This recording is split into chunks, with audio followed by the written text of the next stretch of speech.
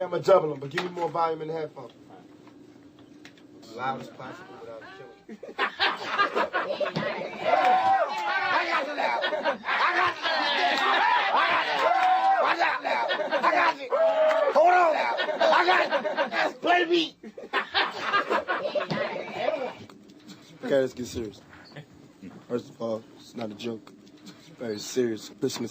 Christmas album, Merry Christmas, Feliz Navidad. We just want to send this out to my man right now.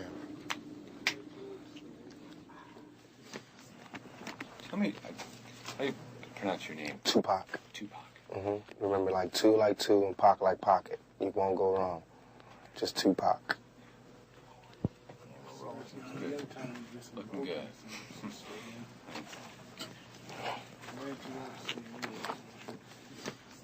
What's your best Christmas memory? Let me see. When I thought we didn't get any gifts for Christmas, I was in Baltimore. I thought we didn't get nothing. There was a knock on the door. My sister's principal from her school came, and they had like this charity, whatever, where they give like the turkey to the poor family on the block. We was the poor family. So we got this turkey. I got some cheap boots, got a little cheap trinkets. But on Christmas, you want as many trinkets as possible. And so I got a whole bunch of little tiny things. It was cool. We got free cheese, free beans, free butter, free everything. All that little government surplus stuff. But on Christmas, you need it. As opposed to us having an empty refrigerator, empty nothing. So I just remember when it first came, and it's always like a Christmas carol playing around Christmas time on somebody's TV. And I just remember that first feeling, like really feeling like, dang, this is Christmas. This is like the give thing.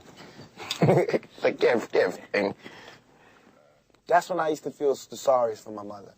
It's because there was no man there, and this is a woman, my mother. She had to tell us, she had to make it like Mary, and there was nothing there. There wasn't even regular dinner, let alone Christmas dinner, and she had to, explain to us how, it's so hard to sell that all we need is each other's speech, especially when your stomach hurts, and she's telling us that as our stomachs are going, she's going, all we need is each other.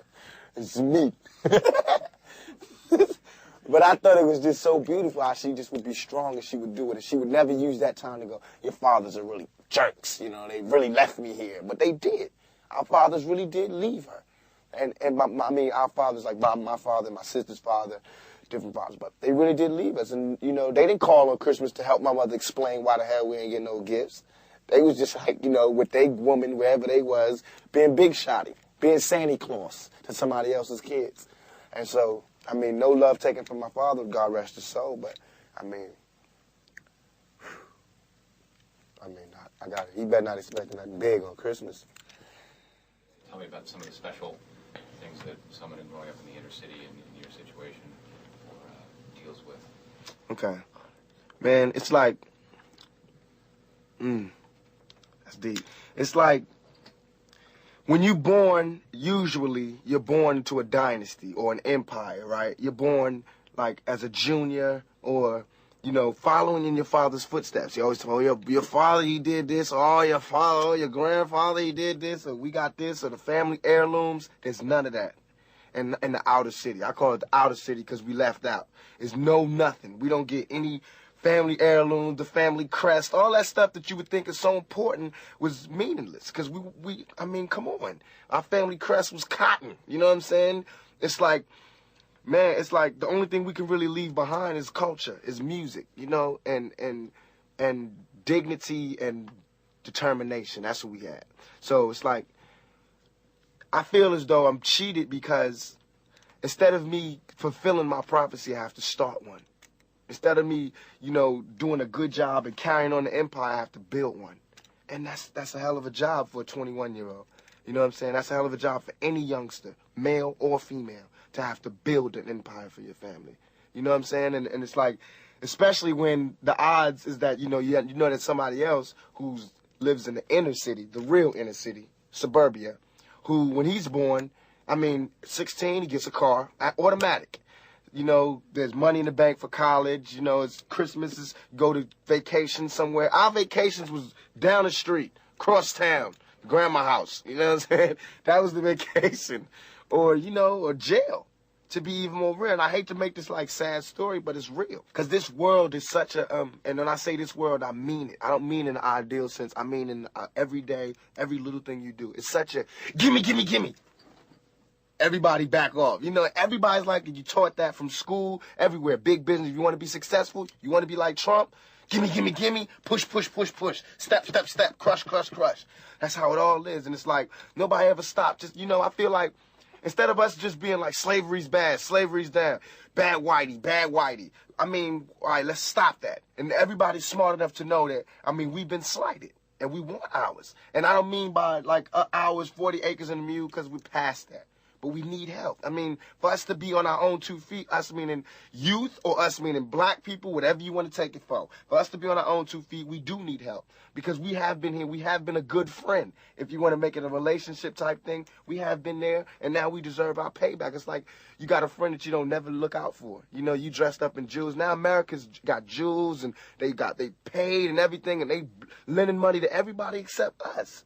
And it's like, you know, everybody need a little help on their way to being, you know, self-reliant. I mean, if this is truly a melting pot in the country where we care about it and Lady Liberty got a hand like this, she really loves us, then we really need to be like that. And it needs to be the black kids. And if there's a white person who got money, then you need to help them. He need to help black kids, Mexican kids, Korean kids, whatever. But it need to be real. And it need to be before we all die and then you say, oh, I made a mistake. We should have gave them some money. We really should have helped these folks. It's going to be too late. You know what I'm saying? And then that's when you got to pay your own karma. And that's when God make you punish. When God punishes you. Because I feel like, you know, it's too much money here. I mean, nobody should be hitting lotto for $36 million and we got people starving in the streets. That is not idealistic. That's just real. That is just stupid. There's no way Michael Jackson should have, or whoever Jackson, should have $1 million, $1 billion, and then there's people starving. There's no way. There's no way that these people should own planes and their people don't have houses, apartments, shacks, drawers, pants. I know you're rich. I know you got $40 billion, but can you just keep it to one house? You only need one house. And if you only got 2 kids, can you just keep it to 2 rooms? I mean, why have 52 rooms and you know there's somebody with no room? It just don't make sense to me. It don't. And then these people celebrate Christmas. They got big trees, huge trees, all the little trimmings. Everybody got gifts, and then somebody's starving. And they're having a white Christmas. They're having a great Christmas, eggnog and the whole 9. That's not fair to me. I think that when there's hopelessness, people revolt.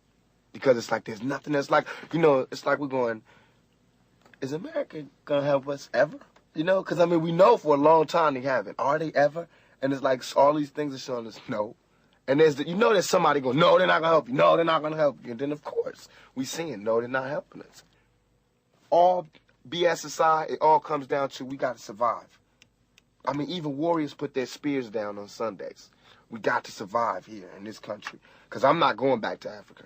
We got to survive here. And for us to survive here, white folks, black folks, Korean folks, Mexican folks, Puerto Ricans, we got to understand each other. We got to take a bigger chance. And when I say Americans, people think I'm talking about Uncle Sam. I mean, like, actually Uncle Sam with the gray hair and the flag. I mean, you. The guy, you know, you, the mechanic, wherever, you. I mean, you need to do something. You need to check yourself and see how racist you are. You know what I'm saying? It's real.